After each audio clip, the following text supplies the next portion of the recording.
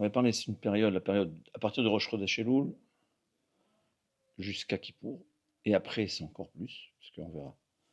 Ça s'appelle une période de Rachamim, de miséricorde, c'est-à-dire une période où les portes sont ouvertes. C'est quoi les portes? C'est un exemple toujours. Ça veut dire que Dieu accepte plus facilement nos demandes, nos prières, surtout quand c'est prière spirituelle. Qu'est-ce qui fait rire? C'est le Hein? bruit du chauffard. Ah d'accord. Ah, ça va. Tu as le droit de rire. Hein. Et, et surtout, les prières spirituelles. Maintenant, ce qui est intelligent de notre part, c'est toujours, même quand on demande une demande matérielle, on va dire, alors on demande dans l'intention de pouvoir servir Dieu. Ouais. Je demande d'être en bonne santé. Pourquoi? Je peux demander d'être en bonne santé pour aller en vacances, et je peux demander d'être en bonne santé pour faire des mitzvot. C'est quoi des mitzvot? Tenir une maison, c'est aussi une mitzvah, vous savez ça. Ouais, on verra. En fait, dans le judaïsme, tout est une mitzvah. Seulement, il y a certaines actions que pour que ce soit une mitzvah, il faut y penser. Ouais.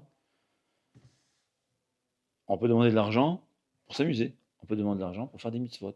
Pour vivre correctement, comme ça, je peux garder Shabbat.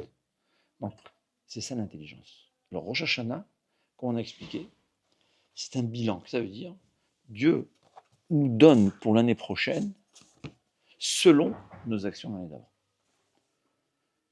Je ne sais pas si on a déjà parlé de ça, mais c'est comme on dit dans une usine, en fin d'année, ou en début d'année prochaine, c'est pour ça que c'est le début de l'année prochaine, parce que c'est pas pour régler les comptes de l'année dernière, c'est savoir quoi faire l'année prochaine. Si quelqu'un, l'année dernière, il s'est bien conduit, donc avec le bien qu'on lui a donné, le moyen qu'on lui a donné, l'argent, la santé, la femme, les enfants, tout ce qu'on veut, la tranquillité, il a utilisé pour le bien, alors l'année prochaine, on va lui donner ou plus ou la même chose. Et l'inverse, alors pourquoi lui donner de l'argent s'il fait des fautes avec? C'est ça le jugement. Le jugement est est-ce qu'il mérite l'année prochaine les moyens nécessaires pour construire son bon service? Et c'est encore. Et tout ce qui est mal nous empêche. C'est pour ça qu'on demande que ce soit bien. Et c'est quoi le miracle de Rosh Hashanah? C'est que Dieu nous juge selon notre état le jour même.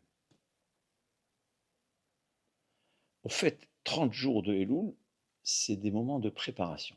On ne peut pas décider du jour au lendemain de venir se transformer. On peut dire dans la bouche je veux, mais une volonté, il y a des niveaux. Ça se travaille, une bonne volonté. Donc 30 jours de préparation.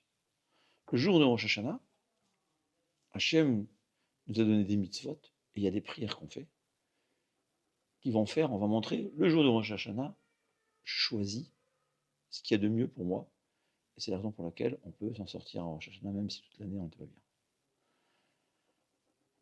Ce qui est très important. Je ne vous dis pas de faire du théâtre pendant un jour. Mais quand quelqu'un il fait du théâtre pendant un jour, ce théâtre-là va l'influencer et tôt ou tard, ça va le ramener à Hachem. C'est ça l'intelligence. C'est la gentillesse. Parce que comme on explique, Hachem ne punit pas pour nous punir, il nous punit parce que c'est le seul moyen parfois pour qu'on revienne vers lui. Alors il nous met le bâton, fais attention, je te juge. Comme ça la personne, il se remet en cause et il revient vers Hachem parce qu'il a peur du bâton. Et grâce au fait qu'il est revenu vers Hachem, il y a des chances que l'année prochaine, il va changer. Alors, la plus grande mitzvah, qui est le plus important, c'est le chauffard. La Gemara nous dit que jusqu'au chauffard, Dieu est assis sur le trône de la rigueur. Il va nous juger. Alors, dire, c'est ça quoi? On prie dans la prière, on dit Hachem Avinu Malkenu. C'est une grande prière qu'on fait. Avinu, c'est quoi? Notre Père. Malkenu, notre roi. C'est-à-dire, la Torah nous enseigne que parfois Dieu nous juge comme un père juge ses enfants, et parfois il nous juge comme un roi juge ses enfants. Pas ses enfants, c'est sa population.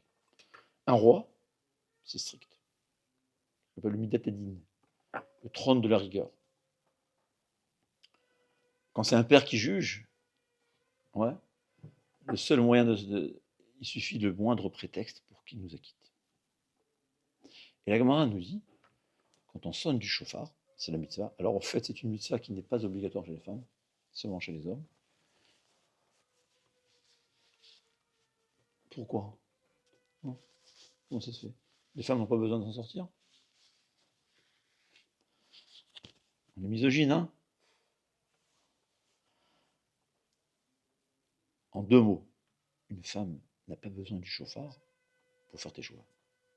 Parce que la femme, par sa nature, est proche d'Hachem. C'est pour ça que les femmes n'ont pas l'obligation des mitzvot.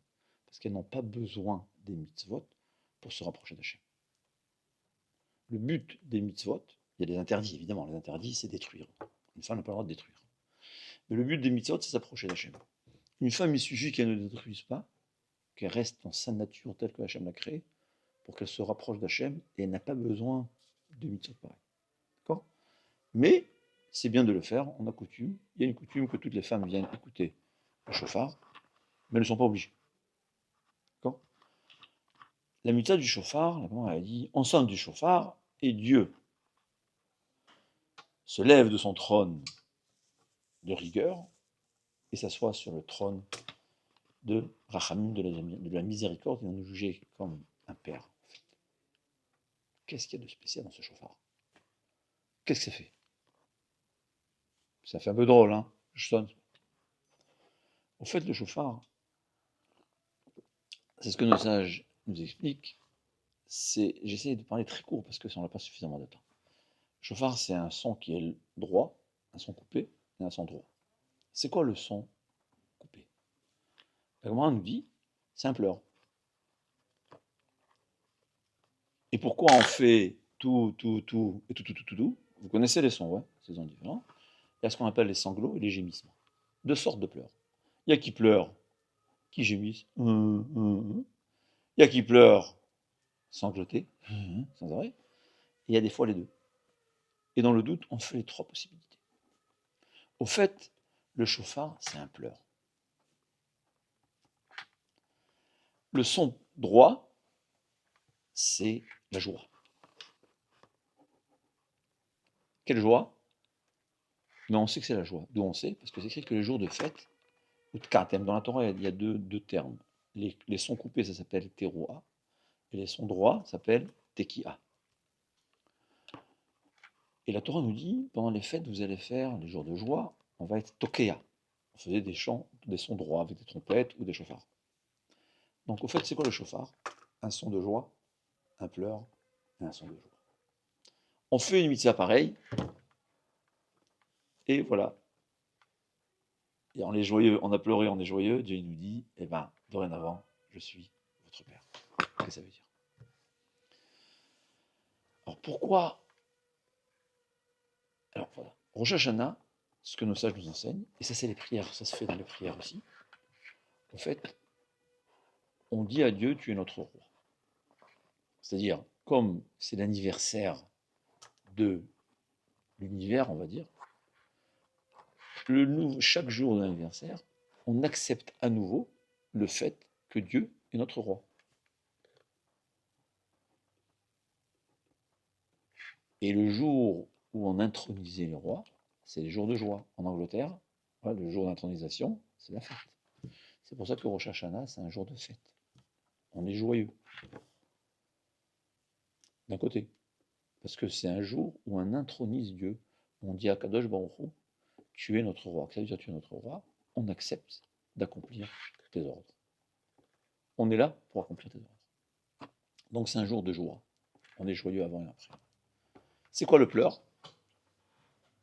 On pleure parce que tu es notre roi.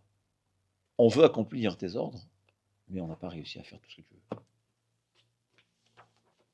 En fait, le chauffard, c'est la joie qu'on a acceptée sur nous.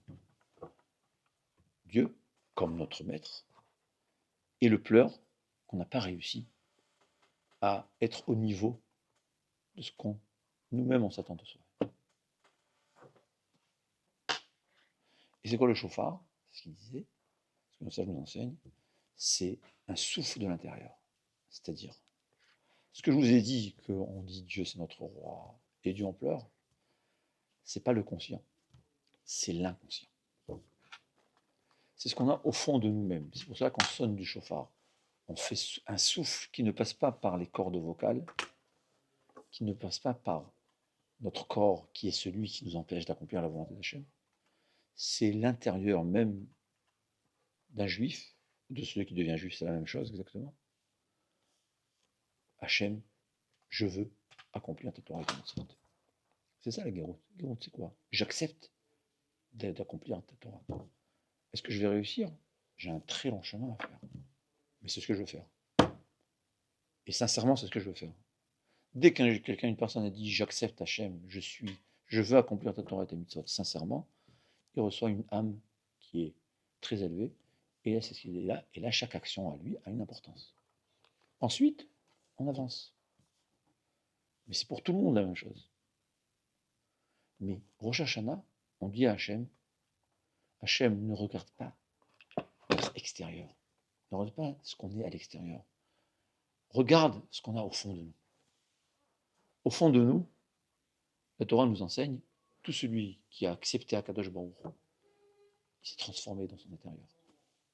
Une transformation qui est, Hachem, on veut être des serviteurs. Hachem, on t'aime.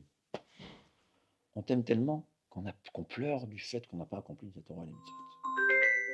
Je m'excuse, c'est ma fille. Allô, Sari? quel מותק? לא, לא, אז הרב מור ייקח את זה. הוא אמר לי שהוא ייקח. טוב, יאללה, כל טוב מותק שלי.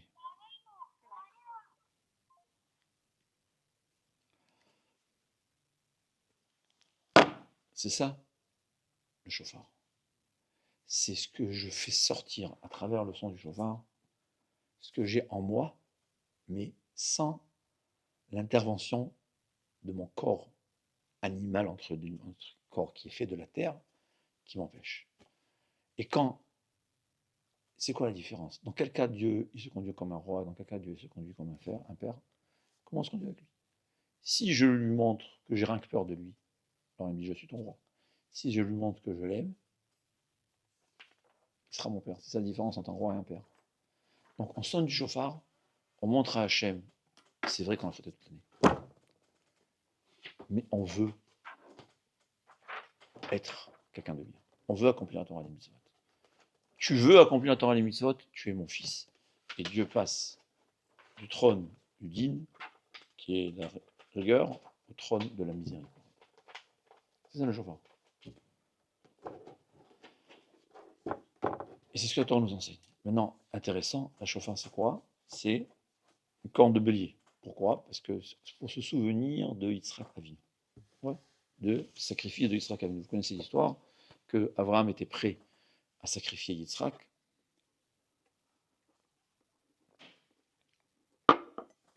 Et Yitzhak était prêt à se sacrifier, on se souvient. Parce qu'au fait, comment ça se fait que tous les juifs, on veut? C'est hérité de Yitzhak Avinu. Il faut savoir une chose, que quand on fait quelque chose, on se transforme, que ce soit pour le bien, que ce soit pour le mal, notre descendance est comme nous. Quelqu'un qui a fait un super effort de s'approcher d'Akadosh Baruch Hu, ses enfants, par leur nature, ils se rapprochent d'Hachem.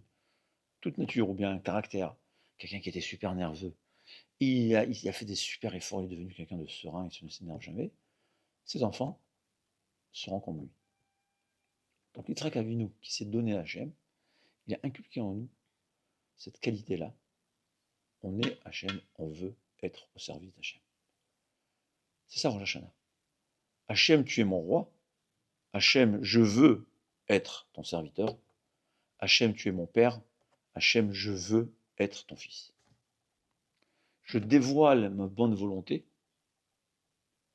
On a une promesse que Dieu nous en sortira, que Dieu nous décrétera une bonne année. Et au fait, c'est ça les prières qu'on fait. Le chauffard, c'est le plus important. Et les prières, c'est ce qu'on prie. On prie des chauffards. On parle les psukim de chauffard. On parle les psukim de Zichronot. C'est quoi Zichronot? C'est les 3 brachot. Zichronot, au fait, on dit à Hachem, tu sais tout. Pour lui, c'est chaque être humain, ce qu'il pense. Vous savez combien d'autres choses on pense dans la journée? On dit 20 000. Vous savez ça? Notre travail. C'est connu. Hachem sait exactement tout ce qui se passe. Il faut savoir que tous les êtres humains sont jugés le jour de Hachem. C'est pas seulement les juifs, c'est tout l'univers. Même les anges sont jugés. Est-ce que la guerre, qu'est-ce qui va se passer en Ukraine? Je ne vois pas seulement en Israël, mais en Ukraine, c'est jugé aussi, c'est décidé à Rosh Hashanah. Et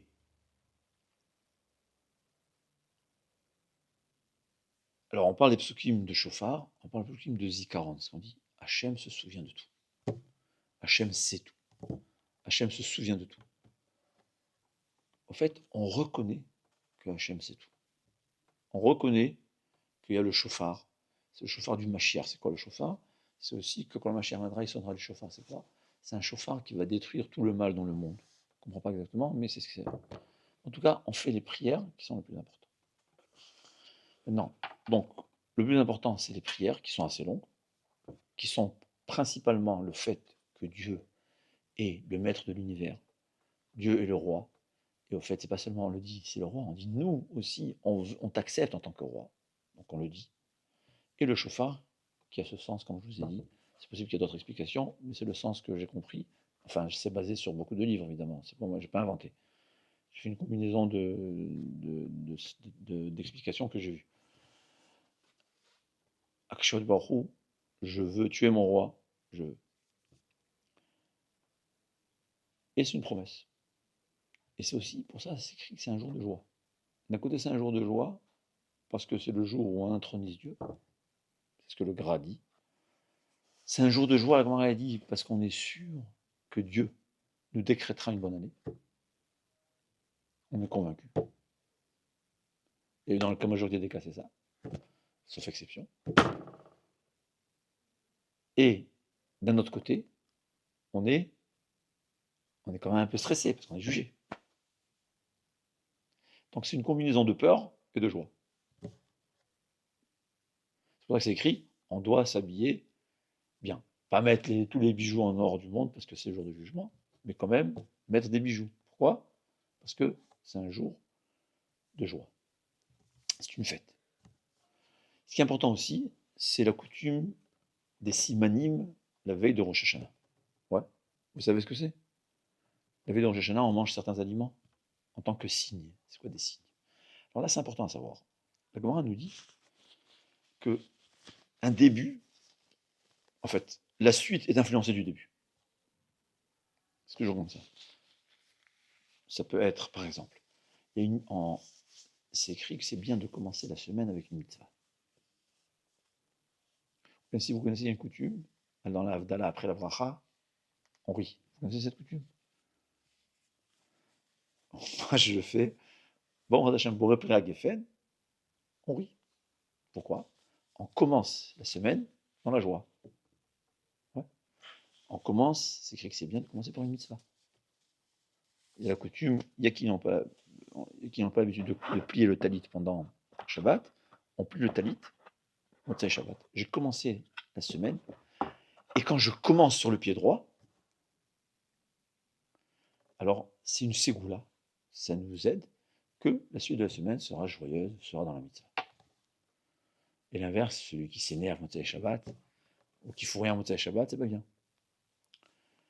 Alors, puisque Rosh Hashanah, c'est le début de l'année, on commence le début de l'année sur le pied droit.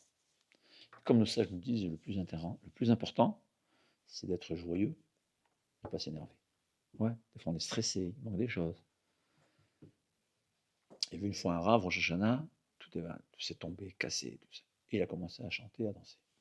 Il dit voilà, Hachem nous envoie une épreuve, il veut que malgré l'épreuve, on reste de bonne humeur. Commencer l'année de bonne humeur. Entre autres, c'est pas seulement qu'on va le faire, on mange des aliments qui font un signe de bien, par leur nom. Ouais. C'est dans le Seder, vous allez voir ça, c'est en hébreu au fait, et qui disent qu'on peut même prendre selon la langue du pays, et qui prennent la banane qui est bonne année, je ne sais pas exactement, mais on fait, c'est-à-dire on prend des aliments sucrés, des aliments, on prend la tête comme vous connaissez, qu'on soit à la tête, soit on soit meneur, pas mené par une mauvaise influence. Ouais.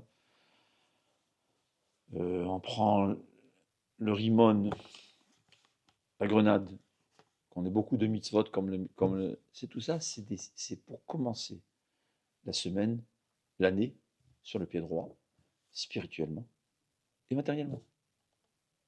L'un sans l'autre, on ne peut pas fonctionner. Ouais, on doit être en bonne santé pour être au service d'Hachem. Mais être en bonne santé sans être au service d'Hachem, c'est pas le but pour lequel on est venu sur Terre. Donc on veut les deux.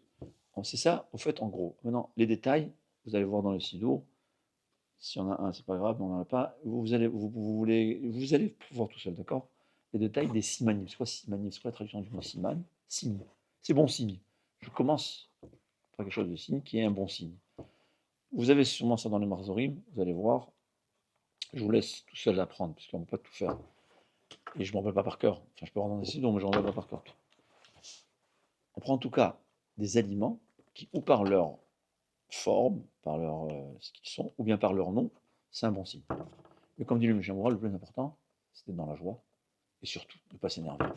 Parce que 2 jours dans les bons moments, le Tzahara, il nous oblige à s'énerver. Parce qu'il n'y a rien de pire que de s'énerver en tant que mauvais signe. Donc c'est 2 choses importantes à savoir. La prière qui est surtout basée, Dieu, on sait que tu es notre roi, Dieu, on sait qu'on est en jugement, et on te demande de nous juger du bon côté. Le chauffard qui montre notre amour envers Hachem, et la veille, de Rosh Hashanah, qui est le début de l'année, commencer avec de bons signes. Évidemment, ces 2 jours de fête, il faut savoir que les jours de fête, Yom Tov, c'est pas comme Shabbat, c'est presque comme Shabbat. Ça, on va parler, quand on fera la chôte, que la différence, c'est qu'on peut cuisiner pendant le Yom Tov, alors que Shabbat, on n'a pas le droit de cuisiner. Par contre, on n'a pas le droit de faire un nouveau feu. Ça veut dire qu'il faut que le feu soit allumé la veille. On peut, à partir d'un petit feu, allumer un grand feu. Mais on n'a pas le droit d'éteindre le feu. On a le droit de porter Yom Tov, ça il faut savoir. Ces 2 différences. Il y a plusieurs halachot, tout ce qui concerne la préparation de l'aliment et le manger. En général, je précise en général parce qu'il y a parfois des interdits, il y a beaucoup de détails. C'est en général permis. Et ainsi que porter. Ça, c'est pour Rosh Hashanah. Le lendemain de Rosh Hashanah, on fait le jeûne de Tzom Gedalia. C'est quoi? C'est au fait, ça n'a rien à voir avec les 10 jours de pénitence. Les 10 jours de pénitence.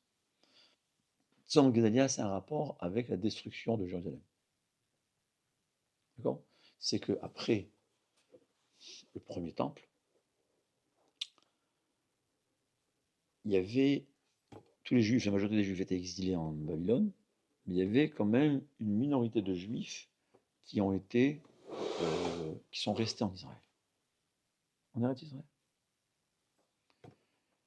Et Nabucodonosor a nommé ce qu'on appelle Gedalia, quelqu'un qui s'appelait Gedalia ben Achikam. Il a nommé le chef des Juifs qui sont restés en Israël. Mais lui, c'était quelqu'un de simple, qui ne faisait pas partie de la famille royale. Et comment il s'appelait?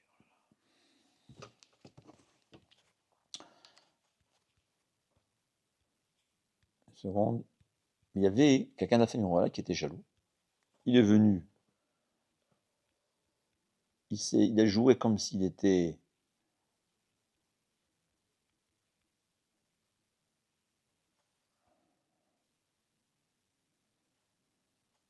Ishmael ben Netanya, voilà. Donc, Gedalia ben Achikam a été nommé le chef du peu de Juifs qui étaient restés. Et il y avait Ishmael ben Netanya, comme ça il s'appelait, que lui était famille royale, tout d'un coup, on nomme un roi ou un chef, quelqu'un qui n'est pas de la famille royale, il a décidé de le tuer.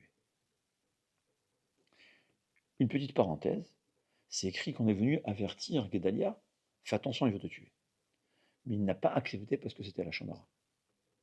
Est-ce qu'il a eu raison ou tort de ne pas accepter la Shonara? Il a eu tort. Pourquoi? Parce qu'on n'a pas le droit d'accepter un Lachon Hara. Mais quand c'est un Lachon Hara qui te concerne, que tu te demandes de prendre des précautions, moi je vais faire une affaire avec quelqu'un. Quelqu'un il me dit, fais attention, c'est un escroc. J'ai l'obligation, parce qu'on a envie de s'occuper de soi-même, j'ai l'obligation de craindre, de vérifier. Je n'ai pas le droit de croire, mais j'ai une obligation de prendre des précautions et de vérifier. Et on reproche à Gedalia ben Achikam qui n'a pris aucune précaution.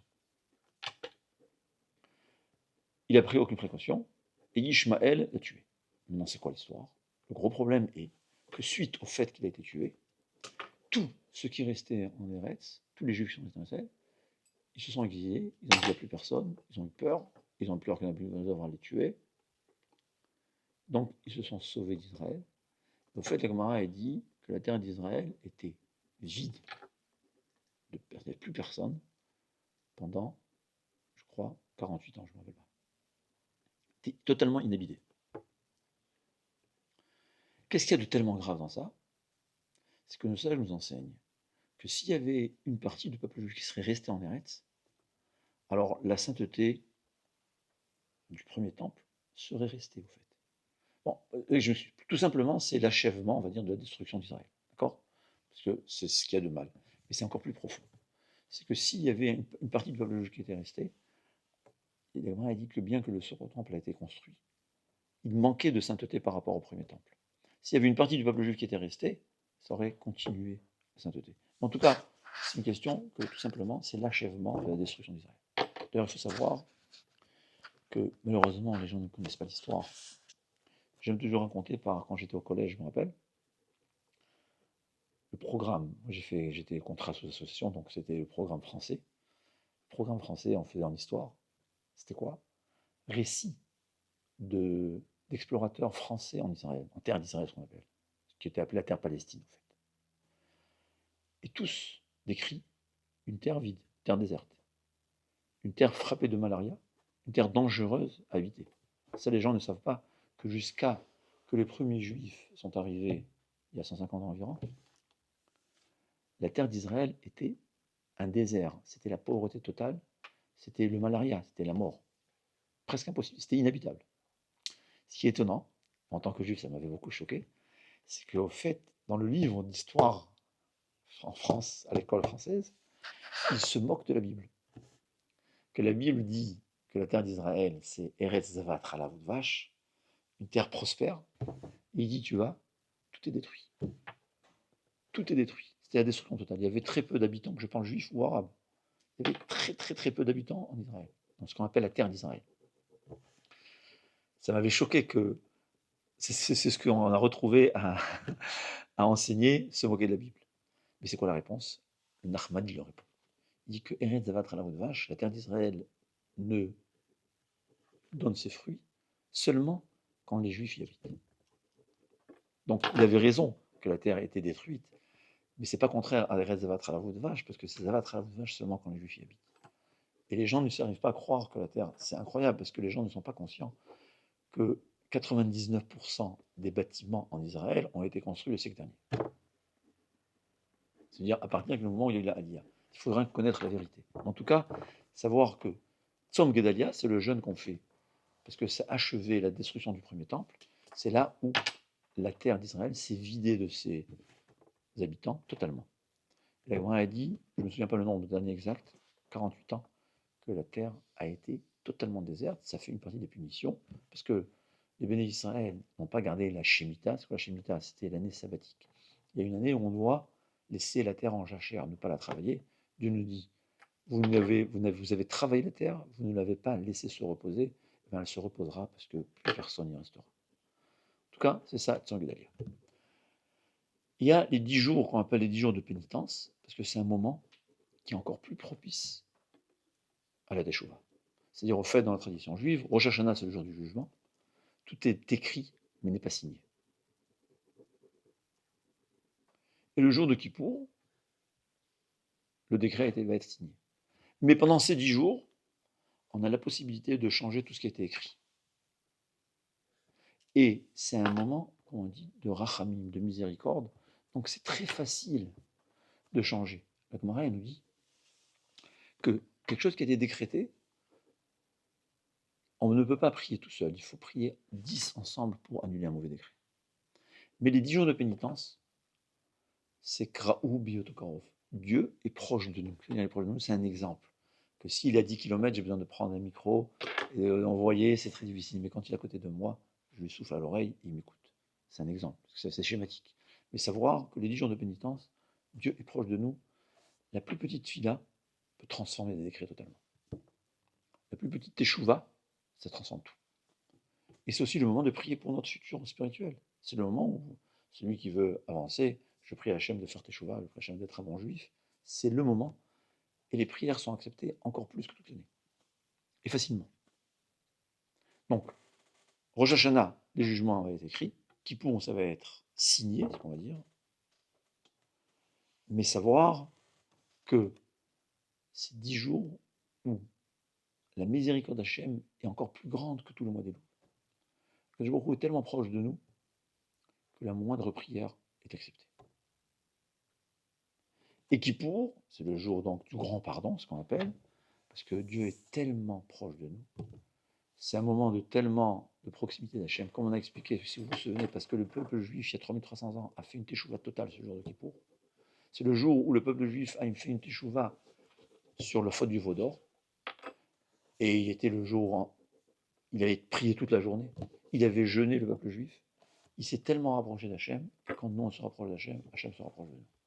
Et c'est inculqué en nous que dans toutes les années à venir, on peut facilement se rapprocher d'Hachem et Hachem se rapprocher de nous. Et c'est un moment de réconciliation. Donc Dieu nous pardonne. Et à Kippour, le moment le plus propice à la Teshuvah, c'est la Neila, le dernier moment de la Neila, de la journée, où c'est écrit que Dieu pardonne même des fautes impardonnables. Tellement un moment de proximité à Akash Baruch. On a dit quelqu'un qui profane le nom d'Hachem. Il y a des fois des bêtises qui sont tellement graves que même si on va pardonner, c'est pardonné sous réserve de punition. Il y a des cas pareils. Ou la Gemara dit quelqu'un qui profane le nom d'Hachem. Ouais. Un juif qui vole. Et on l'a vu dans le journal, il a volé. Il a profané le nom d'Hachem. C'est très grave.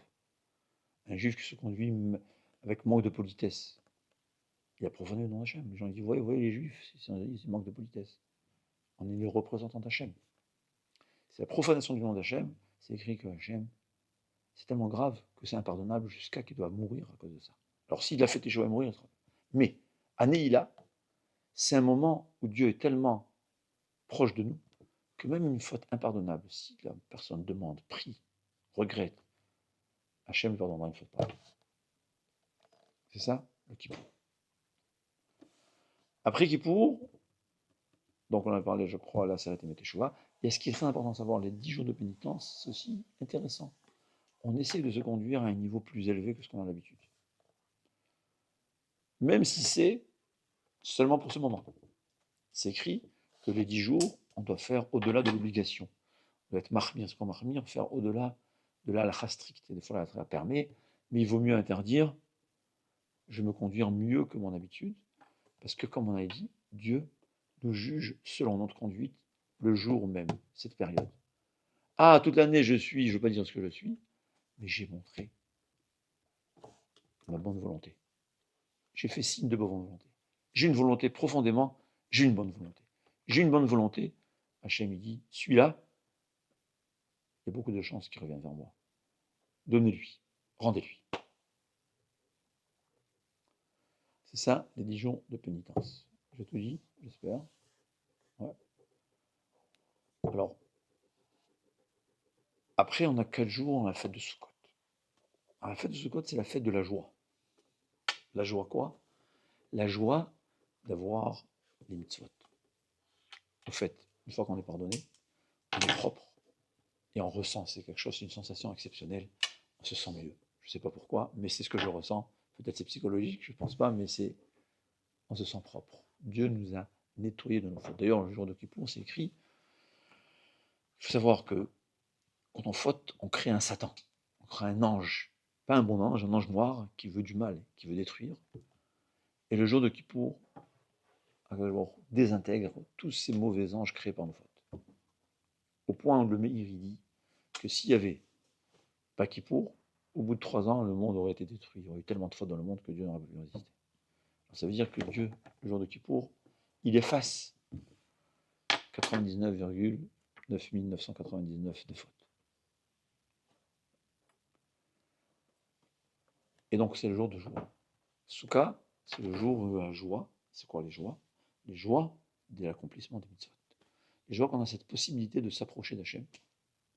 Et en réalité, c'est encore plus profond.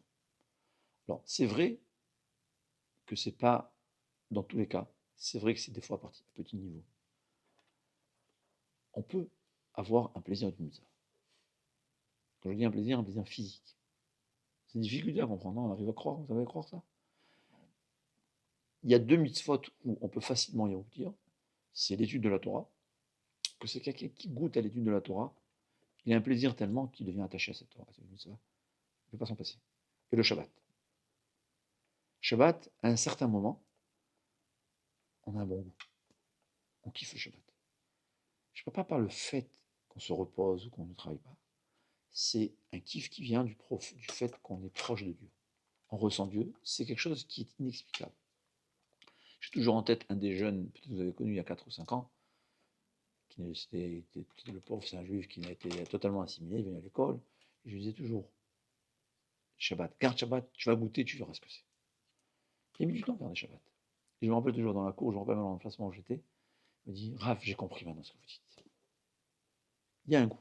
C'est une mitzvah, c'est un plaisir. S'approcher de Dieu, c'est un plaisir. Au fait, quand on dit la joie de la mitzvah, ça peut être une joie intellectuelle. Je gagne dans l'enfer de faire une mitzvah.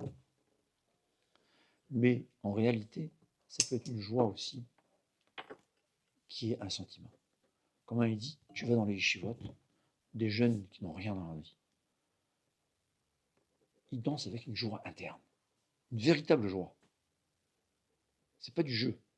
C'est pas en danse, on s'éclate. Une joie. Ça vient du fait d'une satisfaction, d'un plaisir qu'on est proche de Dieu. Quelque chose qu'on peut ressentir, que tout le monde peut ressentir.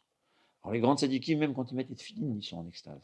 Quand on prie une tefila correctement, on peut être en extase. Quand on fait presque toutes les mitzvot, on peut ressentir ça. Peut-être toutes les mitzvot. Mais pour les gens simples, le Shabbat ou l'étude de la Torah, c'est sûr. Et peut-être qu'il y a d'autres mitzvot, mais moi je parle personnellement de ce que je ressens. En tout cas, Shabbat, c'est ce qu'on dit Me'en Olam Haba. On dit que le Shabbat, c'est comme l'Olam Haba. Qu'est-ce que ça veut dire Olam Haba? Olam Haba, on mange? Non. On dort? Non. Alors c'est quoi l'Olam Haba? L'Olam Haba, c'est ce plaisir d'être proche de Dieu. Shabbat, on peut ressentir ce plaisir d'être proche de Dieu. C'est un plaisir physique, qu'on ressent. On ne peut pas décrire, on ne peut pas s'apercevoir. Mais personnellement, j'ai compris ça il y a 7 ans.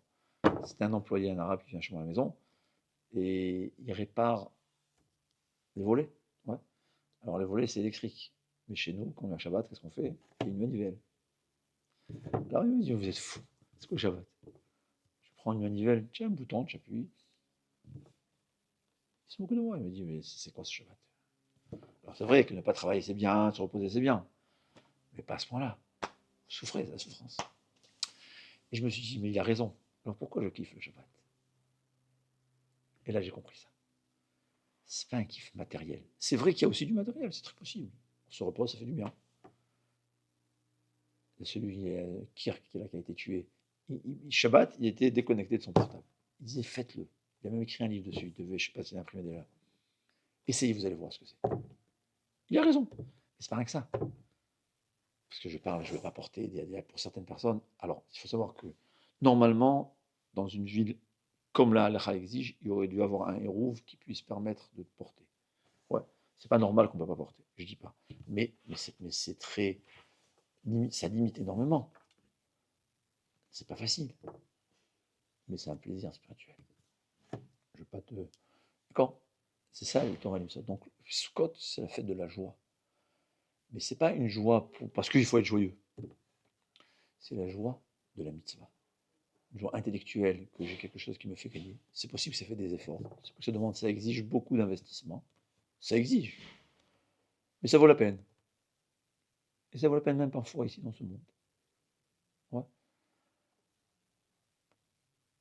Mais c'est encore plus que ça. C'est une joie, c'est quelque chose qu'on ne peut pas expliquer. C'est la joie d'être proche de Hachem. Cette sensation de voir Dieu avec soi, qui est une sensation exceptionnelle, qui est un plaisir. Au point où j'aime bien ce Or HaChaim HaKadosh. Un des sages qui s'appelait Or HaChaim HaKadosh. La lumière de la vie, on l'appelle Kadosh parce qu'il est saint. C'est pas tous les tzadikim qu'on appelle saint, lui on l'appelle le saint. Qui dit que quand on accomplit la Torah les Mitzvot, à un certain moment on dit Hachem, j'ai j'ai pas besoin que tu me donnes le paradis. Moi, je suis prêt à te payer pour ça. C'est ça la joie de la mitzvah. Et c'est la vérité, ça peut arriver. Alors c'est vrai que ça prend du temps, c'est vrai que c'est pas tout le monde. C'est vrai qu'au début, c'est très difficile, mais à un certain moment, on le ressent. Et des fois, on le ressent sans savoir. On se sent bien, on ne sait pas pourquoi. Et après, quand on danse, on arrive mieux à danser. C'est ça, Sukkot. La joie de faire les mitzvot. On a été purifié par de nos fautes. Maintenant, on est joyeux parce que Hachem nous a donné des mitzvot. Alors, je vous laisse et Shana Tova Bezat Hachem. Hachem vous donne une très bonne année, matérielle et spirituelle. Bezat Hachem, vous puissiez faire votre chemin comme vous avez choisi.